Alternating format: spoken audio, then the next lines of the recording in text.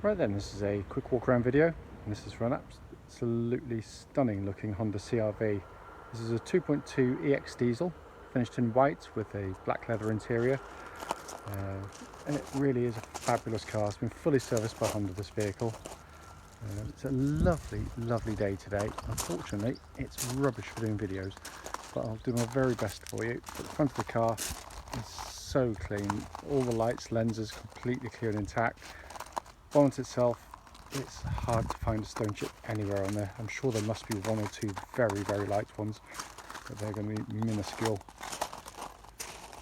Near side of the car first, and it's absolutely like looking in the mirror down the side there. No indentations. Front wing unmarked. Front alloy really good. There is a tiny bit of curbing right on the outside edge there, which is, I guess, given it's the near side one, is the one that takes all the bashing basically. So it's not unsurprising. But the remaining panel looks absolutely amazing down there. This side rear alloy, completely unmarked. Come around that angle again. See just how clean and crisp those panels are. Come around the back of the car again. No obvious marks on the car anywhere there. Cars like this really do get cherished rather than owned, I think.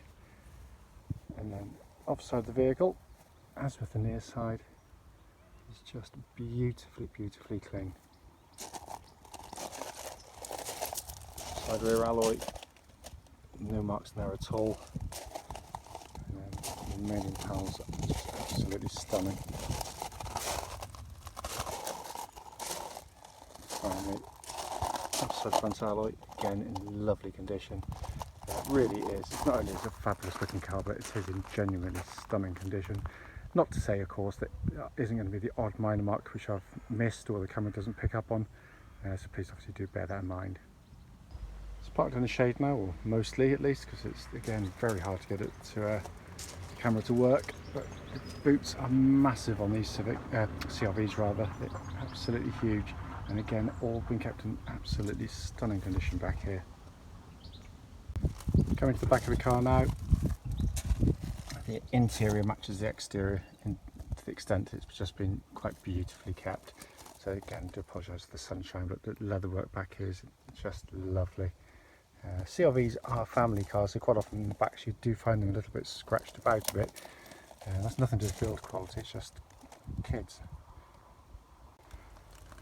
Front passenger door card, as with all the others, has been kept really beautifully. There is a full set of original Honda mats in this car, and front passenger seat there again just exhibits virtually no wear at all.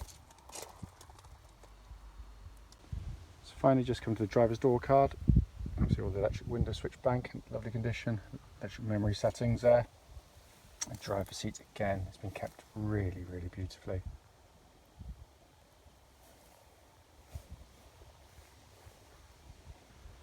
So sat inside the car now, engine's running for this part, so the dashboard will be soon illuminated. Worth pointing out, the interior of this car and exterior we've not cleaned. This is exactly how it came to us, which gives you an idea of just how nicely it's been kept. Sat nav is a perfect, functioning perfectly. Pop the car into reverse there. Got that lovely clear gridded parking camera as well. But fabulous interiors in these cars, beautifully made. Come across to here. And you can see there 48,852 miles, engine's running, there are no warning lights on the dashboard at all. Steering wheel looks and feels pretty much as new in hand as well. I wish I could keep my cars as clean as this one's been kept, because someone really has made a very fine effort indeed.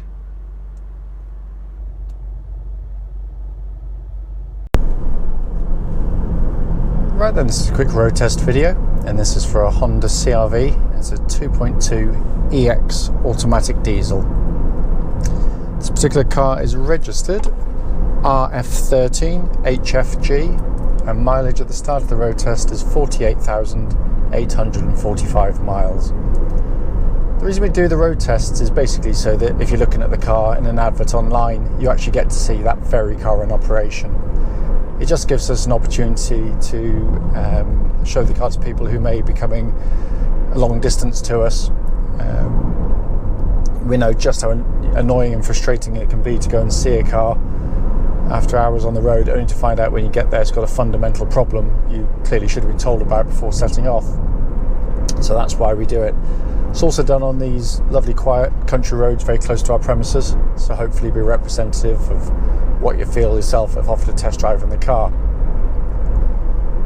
The car's obviously been very, very well maintained, and it feels it. It just feels absolutely sensationally taut and tight. Engine starts immediately, of course, settles to absolutely even, smooth idle. There are no warning lights on the dashboard at all relating to the engine or any other part of the car. Temperature gauge is running at a third, and the car's been running for over an hour and a half now, so it's obviously up to full operating temperature. Engines themselves are absolutely fabulous units. They're lovely, civilised engines, very smooth, quiet on the move. You don't get those horrible kind of dips in power and turbo lag you get in some cars, and that can be particularly frustrating on a turbo diesel which has an automatic gearbox, because it can make for not a great companion, to be honest with you. But this works absolutely beautifully together. Engine then feeds through into the Honda automatic gearbox. Gearbox is very slick in operation, very smooth shifting, as Hondas tend to be. They're also incredibly tough gearboxes, no doubt of course helped by the fact that this gearbox actually originated in the Honda Legend flagship car, which was a 300 horsepower monster of a car. But it was the gearbox that they saw fit to put in this one because of the extra torque of the diesel engine. So it's massive overkill and hugely over-engineered, in all honesty. But having said that, you should still do the obvious tests. Just make sure there's no lumpy gear changes, and when you engage drive or reverse, that you shouldn't go with any sort of thumps or clunks. And this one doesn't at all. It's exactly as it should be. You do have the option on these cars to change manually, rarely used, but you know, if you're overtaking a car, all you do is you've got two little paddles here. One on the left here goes down the gearbox, one on the right goes up the gearbox, and when you pull the lever back, it'll just find you a gear that's proportionate to your forward speed, so you can do it at any time. The advantage of it is very, very good actually. Automatics have a habit of changing up as soon as they possibly can to maximise fuel economy. So if you're overtaking a car and you put your foot down to overtake but momentarily lifted, it might change up, and that could be quite a scary proposition. So, you know, if for sake of argument I was behind something now, I might pull the pad back, set to me fourth, I'll go down to third, I'll accelerate, overtake what I'm doing, change up using this one, and up to fifth again, and then after a couple of seconds it'll default back to automatic, which it already has. It's absolutely brilliant. It works perfectly, and it's a real boon. Really does help.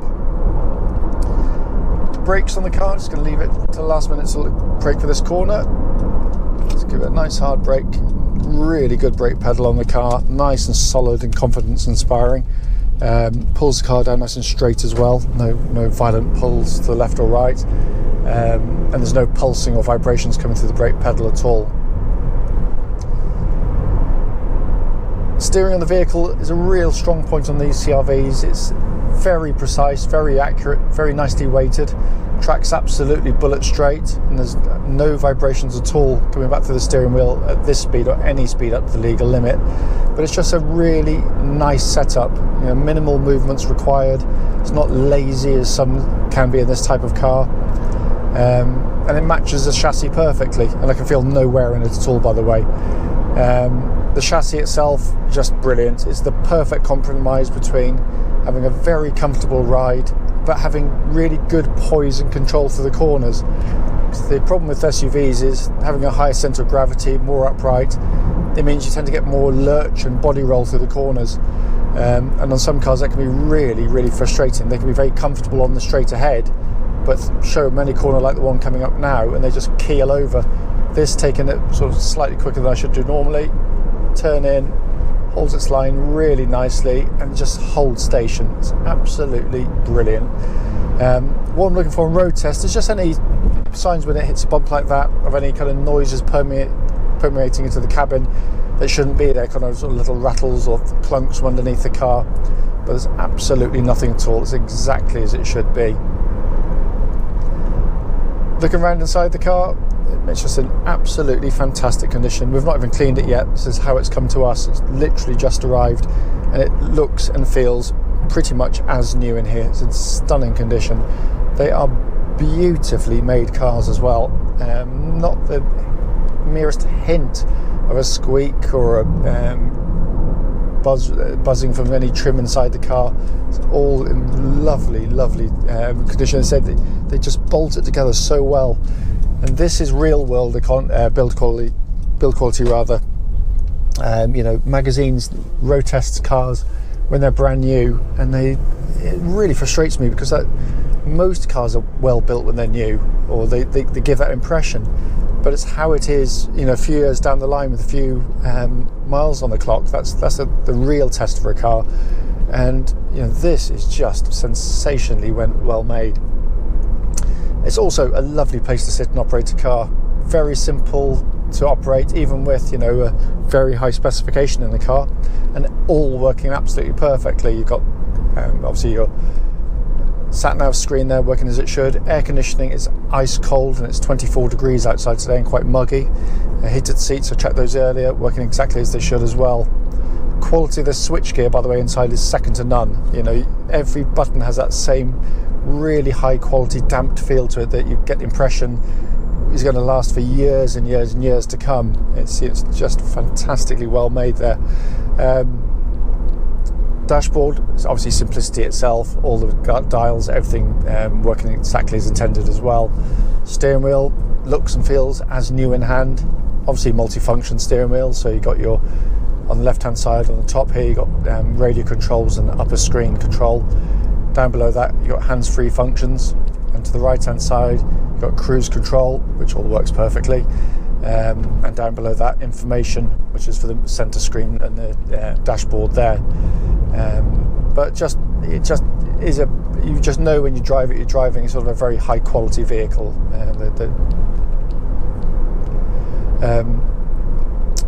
You probably already know these obviously are four-wheel drive cars, although you don't do anything, it does it all for you. Honda worked out very quickly that pretty much all their customers driving was going to be in perfectly good conditions pretty much most of the time. So why have four-wheel drive wearing away, putting extra strain on the tyres and gobbling up more fuel? So basically there's no switches, it does it for you. If you could imagine, you know, pulling away on up a sort of a hill with snow on it, your front wheels would momentarily slip. The car would sense that, activate the four-wheel drive immediately and seamlessly, and it's very effective. And I've had loads of these cars and never come close to getting stuck with one, and that's towing caravans across some pretty muddy pitches, I can tell you. But it's a fabulous car, it drives absolutely perfectly. I can't find anything to fault on this vehicle. Having said that, of course, if you any questions at all, don't hesitate, do give us a call.